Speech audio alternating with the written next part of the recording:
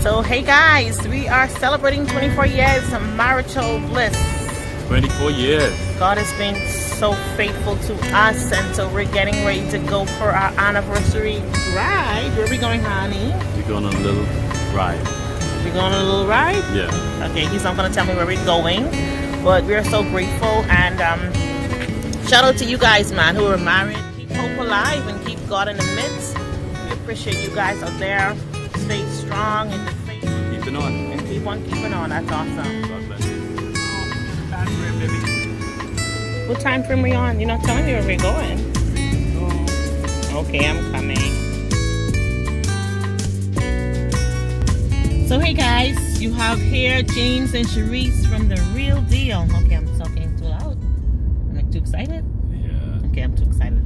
I'm excited because it is our 24th year anniversary, and I'm just so grateful to be connected with such an awesome fellow. So we left the children home. Thank you so much, Mia. Mia is handling everything at home. We pray God cover you guys as you allow mommy and daddy to come out and just enjoy each other, eh? At least we enjoy each other every day, every minute, eh? Yep. But I thank you so much, honey, for taking this day off just to hang with me. I still don't know where we're going, but for those who know us, we'll dress up to go to the food store. We're just happy to dress up to go to Bamboo. We're just happy to be out and happy to, you know, just be alive, man. God has been so awesome. He's been so good. I need you to help me understand how in God's world you stayed married to me. I know a lot of people trying to figure out how you did it, because you know, people look at me and they say, oh God, look at her. She looked like a rowdy woman. She looked like she's controlled. She looked like she is a handful.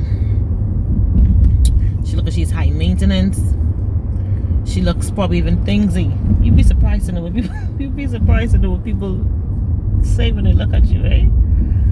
But tell me, it's about you now. I know it's our 24th anniversary today, and I know that there's things that you've done to me, but I want you. Tell me what made you stayed with me all these years, and then let's talk. Tell me. You just say how you feel. As a big girl, I have my big girl pants. You have your big girl pants? Yep, I have my big girl pants. Tell me. You have on Pampers or pull-ups? I have on pull-ups. Tell me. I know I'm not easy. I'm not easy to deal with. No. But tell me what made. Neither am I. No one is easy to deal with. I know. Listen, when we got together, we got together because I really loved you, and still do. Mm-hmm. Even more now than I did before. Mm-hmm. But I understood because I've seen it. I lived in a house where my parents wasn't. They had a good marriage, but marriage is about going through ups and downs. Mm-hmm. I always remembered my vows, and I was always committed to you. So whatever it was, I felt like we can always work through whatever it was that whatever came up. So I don't care what people think. All those things that people may be thinking, that's not true. That's not who you are, and I know who you are. You're my best friend. We can talk about anything. So but that's now. I'm talking about the times when you really was concerned. We went through a period when I really was that person where you didn't want to be. I never stopped loving you. That don't stop me from loving you. Okay, because I did ask you. Having difficult times or disagreements or not being on the same page at that point. What made it more frustrating was because we're always able to talk things out. Yeah. But it was just a period where we just couldn't connect. We couldn't. Our lines of communication just wasn't flowing. So, it was not like I did not have it before. It was like it was there, and it just for some reason went. So it was understanding that, hey, we're gonna get back to the place that we always were. So it was just a matter of time. So wasn't it difficult? And then I knew. You cut me off. Sorry, but then I also knew that I contributed to a lot of the reasons why we were in that position. So 90% of it was, I would say 90% of it was me, my fault. I wasn't fulfilling my role or my purpose. I flipped the whole script on you. I was one person when we first got together, and after we got married, I switched into somebody else. I was never drank and all those things. So I partied.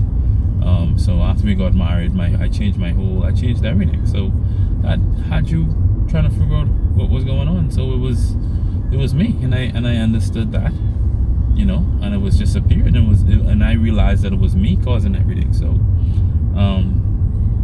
not to say that there were some issues that you and I had to work out, but most of the things were because of my behavior. So, I mean, I felt like I caused it. Well, it takes two.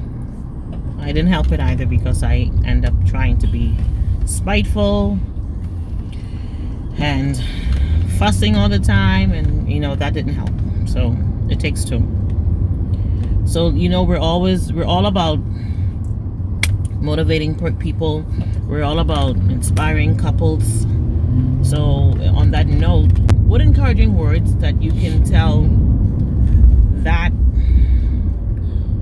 man out there who may be going through in his marriage, or someone who's in a relationship, even a woman, and feels that there's no hope in their relationship, what words of encouragement can you give to this individual who may be watching? Listen, don't give up hope. Don't give up hope in your relationship. Mm-hmm. Don't give up hope in your spouse. Don't give up. I mean, you gotta believe in something. You gotta want something. You gotta be willing to fight for something. So if you went before the Lord and said that this is the person that you want to be with for the rest of your life, sickness and health, forsaking all others, till death do us part. I mean, that was a huge commitment and sacrifice. You just could throw it out the window without fighting for it. So fight for what you got. Fight for what you believe in. So fight for what you believe in. Keep hope alive. And for the wives that's out there, or relationships that's out there, and you feel that you cannot go any further because your spouse is acting up, from a woman's point of view, I can tell you the same thing what my husband says: keep hope alive and remember the vows. So there's nothing that God cannot do. It takes two, and you may think, well, what happens if you have the spouse who doesn't want to have anything to do with you? Well, you leave it to God. Remember, we say this over and over again, only God changes the heart of man. You keep focused on God, you put him first, and he is going to see you through. We don't know the end results. We cannot tell you the end results for everybody, but we can tell you one thing: God is still sitting on the throne, and he's still in the miracle working business. Continue to love, continue to keep hope alive, and continue to fight what you believe, what you're believing for. And like my husband said, even though that I was that strong woman, or I am still a strong woman, and people might say so many things back then about me, or even still now, he never allowed that to stop him from knowing who I am. I think sometimes, honey, people allow other people to get involved in their relationship when that shouldn't be the case. The problem is who you married to. Your friends, your family, or you're married to your spouse. So who you married to? Wow, that's powerful.